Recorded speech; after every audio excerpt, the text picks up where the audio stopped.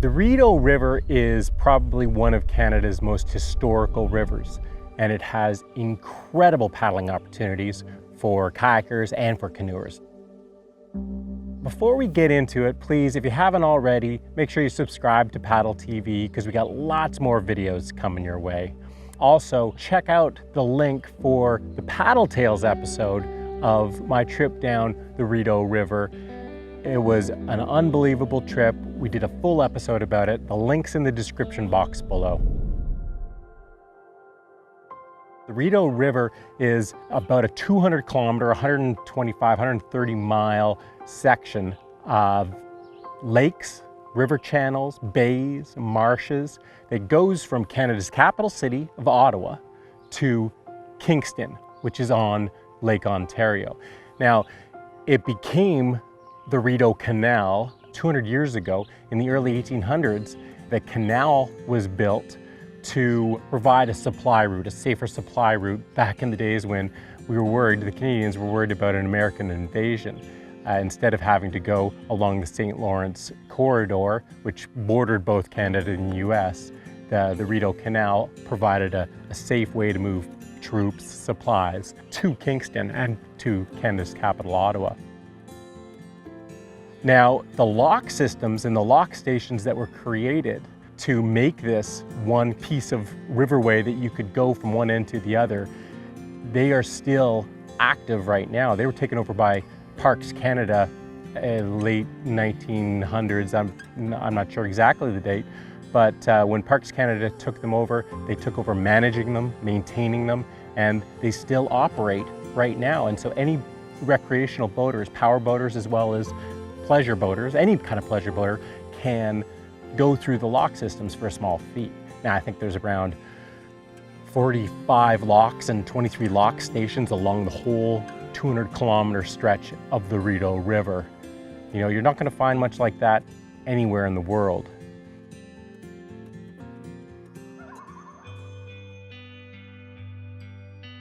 Now, for paddling, there's lots of different sections that you can do along the Rideau River. You can do countless day trips, but you can also do countless multi-day trips. It really depends what you're looking for.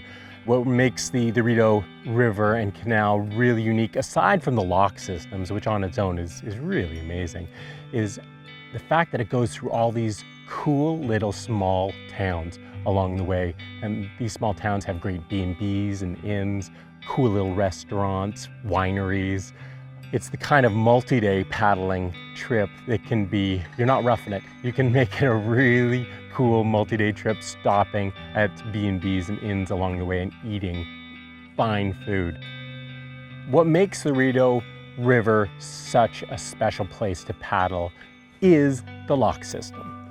The fact that you can go through the locks in your canoe or kayak, and it's a really cool experience. It's something you definitely have to try. I got to take my family, my 9-year-old daughter, through there in kayaks, and she thought it was the coolest thing ever, as did I.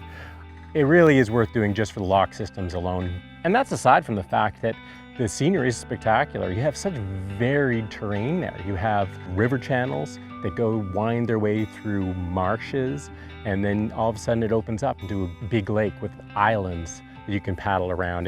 It's got such a great variety depending on the section that you choose to paddle. The options are really limitless. The Rideau River is great for both canoes or kayaks. Depends on what you prefer, what you're more comfortable in, and what type of paddling you plan on doing. If you're going to be doing multi-day trips, then canoe is pretty nice to be able to carry a lot of gear. If you're doing day trips, maybe the kayak's a better option. But at the same time, you can't go wrong with a canoe or a kayak. They're both going to do great. As for experience, you really don't need much unless you're going to be paddling in the big open lakes in windy conditions, when there's going to be waves. The Rideau River is great for anyone from beginner up. It's a very accessible river. So the overnight paddling opportunities are fantastic there, because not only do you have all these small towns with B&Bs and inns that you can stay at to make a really cushy multi-day paddling experience, but almost all of the lock stations, there's 23 of them along the whole river, they have campgrounds that you can stay at, and they're very nice little campgrounds. Whether you want to do it in style or do it rough it or do a combination, you got the option. The other incredible option that you have, which is the route that I took on my trip, was there's a couple of different companies that rent houseboats so that you can go through the lock systems and cruise along the whole Rideau Canal system. The company I worked with was Le Boat, and they're a new company that have these, they're almost like little yachts, or not even yachts, they're floating cottages, and that's how we used it. They have everything you'd want from a cottage. They've got barbecue, full kitchen. The one I was on had 4 bedrooms, each with its own bathroom and shower. I mean, these things are sweet little floating cottages, and they're really fun to drive too. But we loaded up the kayaks and we just drive around, and when we found a spot we wanted to do some paddling, we'd moor, go for a paddle, go for a fish, come back, and you have your cottage waiting for you. It's travel made easy. As I mentioned from the outset, there's so many different paddling opportunities on the Rideau River, but if I was to recommend a couple, Smith Falls is the town that's kind of halfway between Ottawa and Kingston. And it's a cool little town in its own right. But from there, if you go north towards Ottawa, it gets busier and busier as you go. Now it's beautiful up that way, but it does get busier. As you go south, it becomes cottage country. And I really loved the southern section, in particular from Westport down to Sealy's Bay. You still have cottages, a lot of cottages around, and some boat traffic, but it also has a more wilderness, very much a wilderness feel actually, and the lock stations you go through are really cool in that area. It's just a beautiful, beautiful section of river. There's a section with big rock bluffs, there's a marshy section, there's narrow channels, there's big open lakes, there's islands. It's got a, got a lot of everything.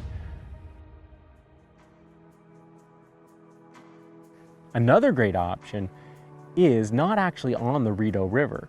There's another lock called Beverages Locks, which connects the little town of Perth to the Rideau Canal, and the Tay Canal is the waterway. It's the only lock that isn't actually on the Rideau Canal itself. It's on the side, and it allows you to go up the Tay Canal all the way to the town of Perth. It's about maybe 6-7 mile paddle up that way. That again, it goes through some beautiful wooded land, some gorgeous winding swampland, and then the town of Perth is magnificent too. So I would highly recommend doing that Tay River section as well as Westport down to Sealy's Bay.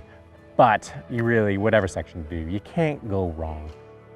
When it comes to hazards or dangers that you should be aware of, in the summer, there's a lot of powerboat traffic. You've got big houseboats, touring boats, cruising boats, but then you also have small, fast-moving watercraft that are zipping around, whether they're fishing boats or jet skis. You have to be aware of that traffic, especially in some of the more popular lakes and the narrow sections. There's a lot of great signage the whole way to keep the boat traffic under control, but it's something to be aware of, not to mention the wake that comes off some of the bigger boats. Be aware of that as a paddler. The only other real hazard would be the big lakes, like Big Rideau Lake, on a windy day. If the wind is coming right down the pipe and it's a windy day, you can get some pretty good sized waves in there. For the most part though, you'll always have an option to find a sheltered shoreline or islands to cut behind and find some shelter and be able to continue with your trip without having to subject yourself to the main waves. When it comes to rules and regulations, there's not really any major rules or regulations that I'm aware of that you need to know, except for the fact that the locks and the lock stations stop working after Canada's Thanksgiving weekend, which is usually sometime in around mid-October. Gets a bit chilly anyway for paddling after that up in this area, so it's not such a bad thing, but just make sure that when you're traveling in the area, the locks are actually in operation. The fishing scene on the Rideau Canal is fantastic. If you like to fish, you're gonna love the Rideau River. It's amazing for bass. On the northern section near Ottawa, there's some big muskie in there. There's walleye, there's pike, but the fishing is great. And there's even some fishing guide operations that you can hook up with and they can get you on fish. Talking again about the places to stay along the Rideau River, there's camping at almost every lock station. The small towns have great B&B and inn options, some hotels in some of the bigger towns. But if you really want to treat yourself, there's one place in particular that's worth checking out, and it's called the Opinacon. It's this old hotel that has been totally refurbished beautifully, and it's got a wonderful restaurant as well. It's a treat. We're staying there. As for places to eat, once again, small towns, lots of cool little options. One place in particular that I want to mention is the Schuermann Winery, which is in Westport. It's on a hilltop in Westport. It has these specialty pizzas they make, which are fantastic. And of course, it's a winery. They do taste testings there, and you can grab a bottle or two and take it along for your trip. It's definitely worth checking out the Schuermann Winery. If you're coming from out of town or you simply don't have your own canoe or kayak, there are a couple places that you can rent boats. You can rent boats from Perth Outfitters in Perth, and that lets you access the Tay Canal. It's a really cool outfitter and even has like mini putt and go-karting right there along the river, but they got lots of kayaks and canoes to choose from, and you access one of the most beautiful sections of the Rideau Canal system. Even though you're not on the Rideau River itself, you're on the Tay River, but it dumps into the Rideau Canal at Beveridge's Locks. There's also a Drifters Outdoors in Kempville. They rent canoes and kayaks if that's more convenient for you. For more information about paddling along the Rideau River, it's definitely worth checking out Ken Watson's paddling guide to the Rideau River.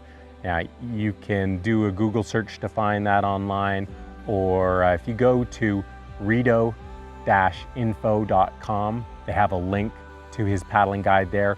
That website also has a ton of great information about paddling on the Rideau River, including all the fees, the schedules for the locks. Really everything you need to know can be found at rideau-info.com. So that does it for this paddling guide, the paddling guide to the Rideau River in Eastern Ontario. I hope you enjoyed it. Please hit the thumbs up button, subscribe to Paddle TV if you haven't already, and stay tuned because we got lots more tips, tricks, and paddling guides coming your way.